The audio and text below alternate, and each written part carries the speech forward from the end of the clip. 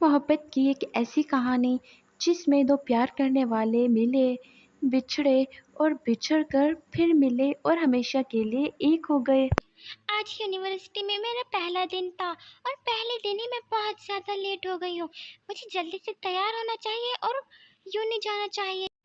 पतलू जल्दी जल्दी तैयार हो जाती है, अपनी साइकिल निकालती है और यूनि पहुंच जाती है। पतलू का यूनिवर्सिटी में आज पहला दिन था, उसे अपनी क्लास का नहीं पता था। एक्सक्यूज़ मी, क्या आप मेरी कुछ मदद कर सकते हैं? जी बोलिए, मैं क्या मदद कर सकता हूँ आपकी? एक्चुअली मैं न्यू कमर हूँ, मुझे अपने डिपार्टमेंट का नहीं पता। सब्जेक्ट कौन सा है आपका? मैं आपकी मदद कर दूंगा कि कौन सा डिपार्टमेंट है आपका। पतलू उसे अपना सब्जेक्ट बताती है और मोटू उसे लेकर चला जाता है। धीरे धीरे समय गुजर रहा था और गुजरते समय के साथ मोटू और पतलू दोनों एक दूसरे को चाहने लगते हैं। रोज उनकी मुलाकातें होने लगती हैं। मिड के बाद फाइनल्स, फाइनल्स के बाद मिड और फिर फाइनल्स। ऐसे समय गुजर जाता है और दोनों का लास्ट ईयर था, लेकिन अभी तक दोनों ने इजहार मोहब्बत नहीं किया था। मोटू जी, क्या आपको कुछ कहना है मुझसे? उसके बाद दोनों ही इजहार मोहब्बत करते हैं और बतलू उसे अपना फ़ोन नंबर देती है और कहती है कि मुझसे कांटेक्ट ज़रूर करना। उसके बाद बतलू वापस अपने घर की तरफ चली जाती है। मोटू फ़ोन नंबर लेकर खड़ा था कि तेज़ हवा का झोंका आता है और उस नंबर को उड़ाकर ले जाता है। शिट, ये क्या कर दिया मैंने। वो उसे पकड़ने की कोशिश करता है, लेकिन वो पानी में जाकर सारा भीग जाता है और तैरता हुआ दूर चला जाता है। मोटू अपने घर वापस आ जाता है। धीरे धीरे समय गुजर रहा था। मोटू के पास पतलू का ना तो फोन नंबर था और ना ही घर का एड्रेस। दूसरी तरफ पतलू मोटू का इंतजार कर रही थी। अरे पतलू, तुम आजकल बहुत ज्यादा उदास रहने लगी हो। मैंने नोट किया है, जब से तुम यूनिवर्सिटी से यहाँ आई हो खोई खोई सी रहती हो। अरे नहीं इमली, ऐसी तो कोई बात नहीं है। तुमने ड्रेस बहुत ब्यूटीफुल पहनी हुई है। मुझे बताओ कहाँ से लिया तुमने?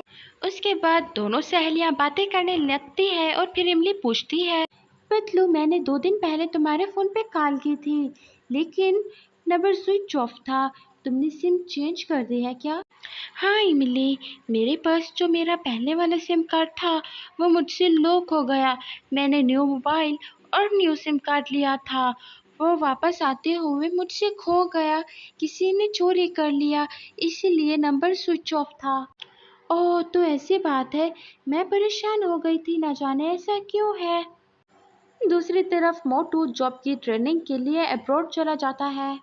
मोटू बहुत ज़्यादा कोशिश करता है कि किसी न किसी तरीके से उसकी बस एक बार पतलू से बात हो जाए, लेकिन नहीं हो पाती। धीरे धीरे समय गुजर रहा था और एक दिन पतलू दोपहर को सो जाती है और लेट उठती है। उसके बाद जब वो बाहर आती है तो क्या देखती है, सारा घर ज़रूरत से ज़्यादा साफ और चमकदार था। अरे माँ ने तो आज सारा घर चमका दिया। कुछ खास बात लग रही है और किचन से बड़ी अच्छी खुशबू आ रही है।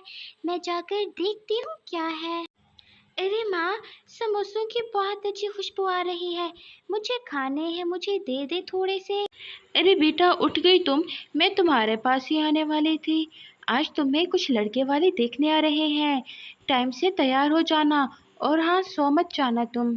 माँ, ये क्या कह रही हो तुम? तुमने मुझसे पूछा था कि नहीं और लड़के वालों को बुला लिया। क्यों? तुम ये सवाल क्यों कर रही हो? क्या तुम किसी को पसंद करती हो? अगर ऐसा है तो मुझे उससे मिलवा दो। पतलू के पास ना तो मोटू का एड्रेस था और ना ही उसका फ़ोन नंबर, तो वो कह देती है, नहीं माँ, मैं किसी को पसंद नहीं करती। ऐसी कोई बात नहीं है, बस मैं पढ़ना चाहती हूँ। तो बेटा पढ़ो, किसने रोका है? उनका बेटा भी कोई छोटा बच्चा नहीं है जो तुम्हारी किताबें फाड़ देगा। उसके बाद बतलू अपनी सहेली के पास चली जाती है। जब उसे रिश्ते की बात बताती है तो वो बहुत ज़्यादा खुश हो जाती है। लड़के की माँ, जिसका नाम चुलबुली था, वो आती है। उसे बतलू बहुत ज़्यादा पसंद आ जाती है और वो उसी वक्त रिश्ता पक्का करके वहाँ से चली जाती है। आज बतलू की माँ बहुत खुश थी। बेटा, लड़का खाते पीते घर का है, अच्छा बिजनेस भी है, तुम बहुत ज़्यादा खुश रहोगी। और अब तुम अपनी शादी की तैयारी करो। पतलू अंदर से बहुत ज़्यादा टूट चुकी थी। मोटू जी, मुझे नहीं पता था, आप हमेशा से मेरे साथ टाइम पास कर रहे थे। मैं तो मोहब्बत समझ बैठी, अगर मोहब्बत होती तो अब तक आप आ चुके होते। बहुत देर कर दी आप।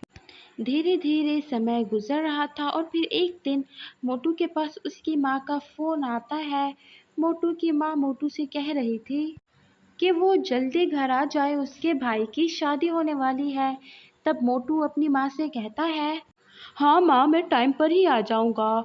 मेरी ट्रेनिंग का लास्ट वीक चल रहा है। मैं जल्दी आपके घर, आपके पास ही हूँगा। आप शादी की तैयारियां जारी रखें, मैं आ जाऊँगा। पता ही नहीं चलता, पतलू की मंगनी का दिन आ जाता है। उसके बाद उसकी मायों भी हो जाती है और मायों के बाद पतलू शादी से एक रात पहले मोटू को याद करके बहुत ज़्यादा रोती है। और फिर पतलू की शादी का दिन भी आ जाता है। पतलू बहुत सुंदर लग रही थी दुल्हन बनकर। मोटू ना तो वीर की मंगनी पर आया था, न रोखे पर आया था, ना ही मेहंदी पर। अब वो अपने भाई से, अपनी भाभी से मिलने की जिद कर रहा था। तब उसकी भाभी की माँ जाती है और उससे कहती है, अरे बेटा, दुल्हन बिल्कुल तैयार हो चुकी है। वीर, अगर तुम चाहो तो अपने भाई को ले जाओ और उसे मिलवा दो। तब मोटू भी अपने भाई से कहता है कि उसे अभी इसी वक्त अपनी भाभी से मिलना है। वीर उसे लेकर आ जाता है। लेकिन जैसे ही वो अपनी होने वाली भाभी को देखता है तो उसे खुद पर यकीन नहीं आ रहा था, जिसके साथ उसने राब्ता करने की बहुत कोशिश की लेकिन कभी फोन मिला ही नहीं। आज वो यूं इस तरह किसी और रूप में उसके सामने खड़ी थी। बदलू भी ये देखकर चकराने लगती है। वीर को कोई काम याद आ जाता है। वीर वहां चला जाता है और मोटू पतलू दोनों एक दूसरे को देखने लगते हैं। तुम जानती हो, तुम्हें अपनी भाभी के रूप में देखकर मुझे कितना ज्यादा दुख हो रहा है। मुझे नहीं पता था हमारी दूसरी मुलाकात इस रूप में होगी। मोटू जी, अब इन बातों का क्या फायदा, अब तो बहुत देर हो चुकी है। आपने बहुत देर कर दी।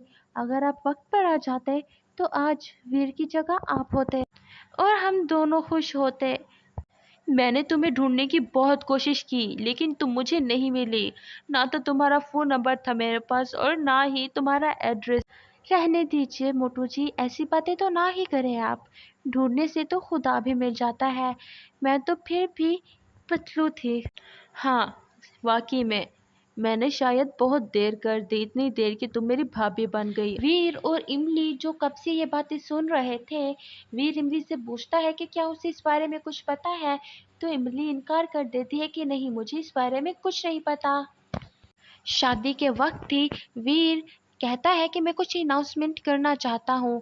उसके बाद वीर सबके सामने सबको बताता है कि मैं इमली से मोहब्बत करता हूँ और मैं उससे शादी करना चाहता हूँ।